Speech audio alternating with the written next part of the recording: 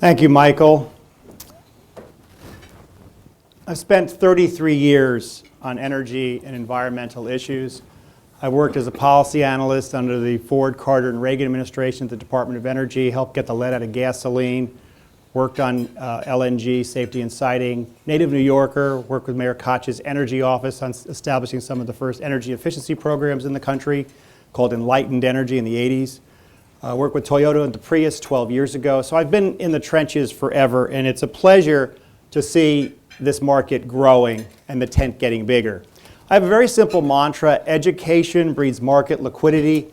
We have a number of well-defined websites with free content.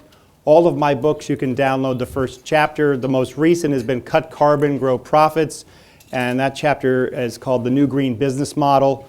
And so we're going to kind of drill down more on what's going on out there and why it's different this time. I get a lot of noise. This is the dot-coms. This is not the dot-coms. We're talking about transforming the world's largest business, energy, over $6 trillion, into a much more clean and green and efficient business. So we've got higher sustained energy prices, not just for oil at all-time highs, but natural gas and coal, which still fire the world economy.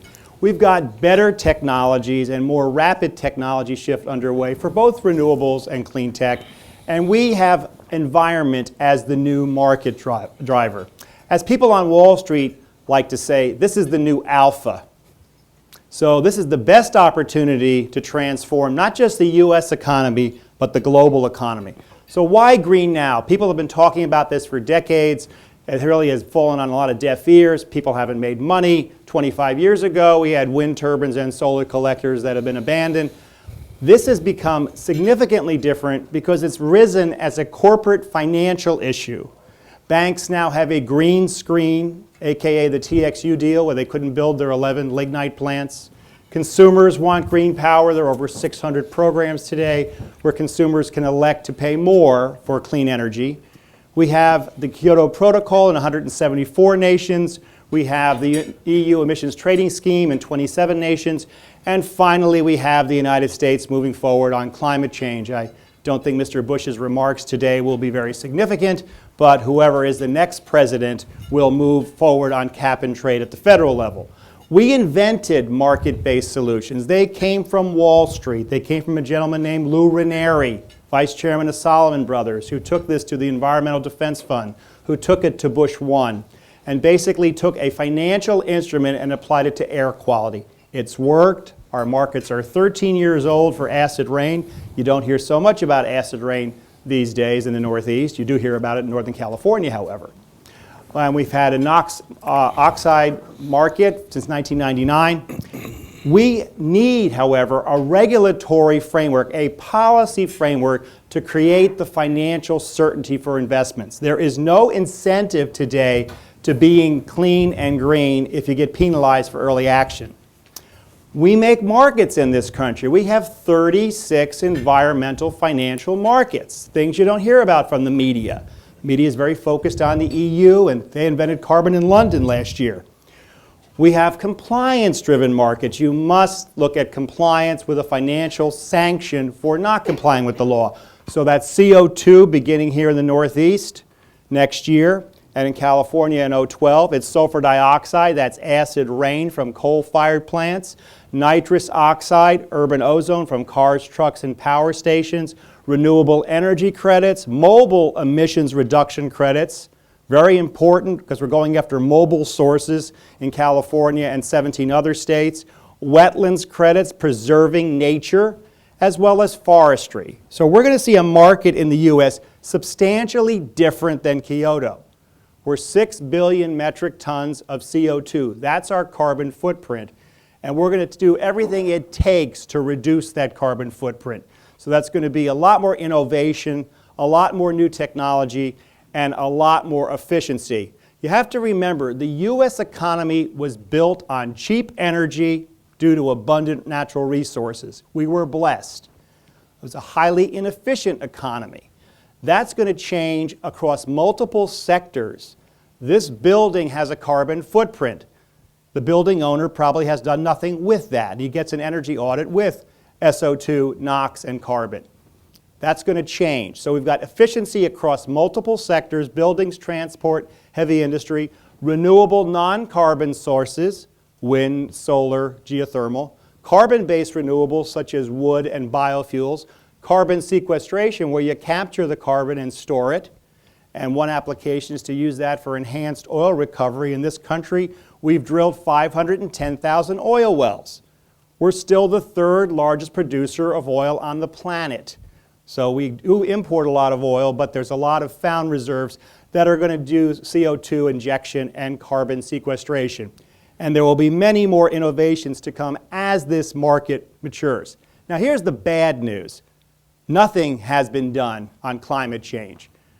We're burning more fossil fuels globally. It's up 3.1%, actually accelerating since the year 2000. So despite all the headline news, we've barely started.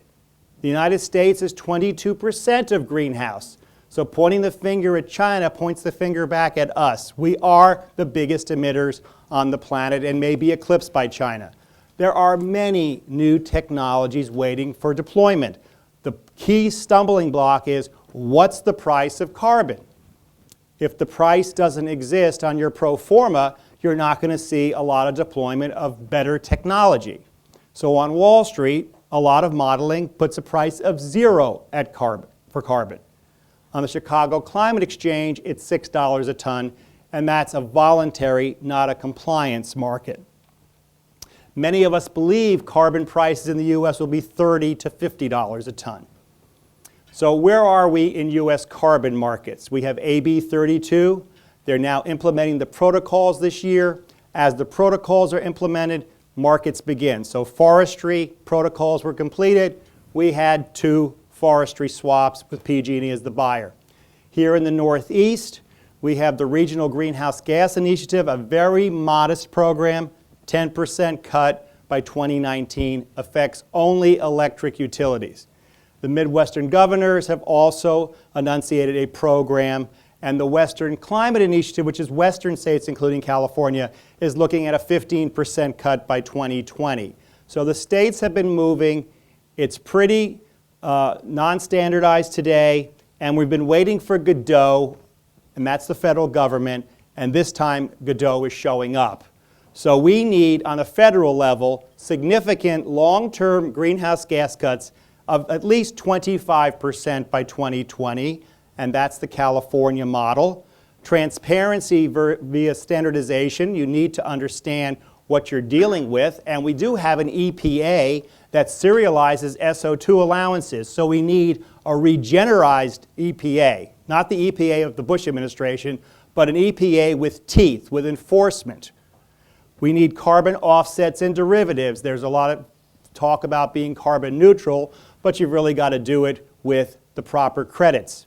Linkages to international markets. Since this is a global problem of 27 billion tons and growing globally, we need to be able to harmonize with other trading regimes, and we need long-term solutions with compliance penalties. Not many folks are talking about that, but one reason the SO2 program for acid rain works is it's $2,300 a ton for noncompliance. We had 100% compliance until last fall when an East Kentucky coal utility burned more coal and paid a penalty. And no price caps, a really dumb idea that Jeff Bingaman has been talking about, $12 a ton. That distorts markets. We want to have economic pain that incents industry to do the right thing. So where we are on the carbon highway is the bottom of this highway. Most companies outside the energy industry have not inventoried their carbon footprint. The goal is to move up this to a low carbon economy. That's through commitments to both voluntary and mandatory reductions, implementation of energy efficiency and renewables, moving into international as well as regional trading schemes, and then moving up into the CDM world of the Clean Development Mechanism of global carbon reductions. We will be buying in the CDM world. The bigger picture is the clean energy investment opportunity is vast. We have underinvested in U.S. infrastructure to the tune of $1 trillion, and it gets worse every year. So a lot of buzz on solar and biofuels, but it's a bigger mandate distributed energy, combined heat and power, waste heat recovery, lighting systems. I did the World Trade Center's lighting systems 15 years ago. You can save a lot of money, and not just compact fluorescent bulbs. The next generation is LED lamps. So you've got opportunities through cross technologies from the medical and biotech establishment, from gasification technologies to information technologies, where Silicon Valley has been very focused. They haven't learned the metrics yet of the energy business. The energy business, as Enron used to say, is iron in the ground. You gotta build things. It's not IT-only solutions. There are some applications of demand response, net metering, energy management, but you gotta start building stuff, and that means project finance. So what's starting to occur is capital deployment in the initial stages. Here's the energy reality check. This is where the problem is. Cleantech, entire global investment last year was $5.18 billion. The U.S. private sector, that's all energy companies, be they oil and gas or utility companies, $4 billion. The federal government, $7.5 billion, mostly wired to ethanol plants and the dead end of FutureGen, which has been killed off. We're still going to be using gasoline 25 years from now. It's going to be plug-and-play hybrids. So you have to look at a national policy to scrap and retire inefficient vehicles. Unocal did this 20 years ago and got rid of 7,000 clunkers in Southern California. We have to move to plug and play and not the nonsense of biofuels. The next piece, water. We've got $1 trillion underinvestment in our water infrastructure. Here in New York City, you still have wooden water pipes. In London and Paris, 50% of the water has problems. So we have a crisis not only in energy, but in water. So clean tech is going to come faster when the rules are right. The market opportunity is immense. It's not just the United States, it's also global. You can leapfrog to cleaner technologies throughout the world and reduce greenhouse gases. The risk capital is available. The nonsense that we cannot afford this is not true. McKinsey numbers, the worldwide web of wealth, $140 trillion. U.S. wealth, $47.6 trillion. We have deep pools of capital that are waiting to be deployed, and mostly from the private equity side of the house, not clean tech venture, not from hedge funds, and they're waiting. What's missing is the lack of a U.S. carbon price signal. So where will this money come from? Well, venture typically has 10-year lockup, up to 10-year lockups. Hedge funds typically are traders, arbitrageurs, and private equity. But what's starting to occur in this new green business model is that we're funding projects with 1 to 4 year lockups and trading and monetizing these multiple streams of environmental credits, not just carbon, SO2, and NOx, but renewable energy, biofuels, even things like mobile credits. And the impact on investment is to reduce the cost of capital and increase the IRR. So this is going to create a lot more liquidity to markets, but also a lot of price volatility. So because this is more of a political event, I decided to put a couple of things in about politicians. What they know and what they don't know.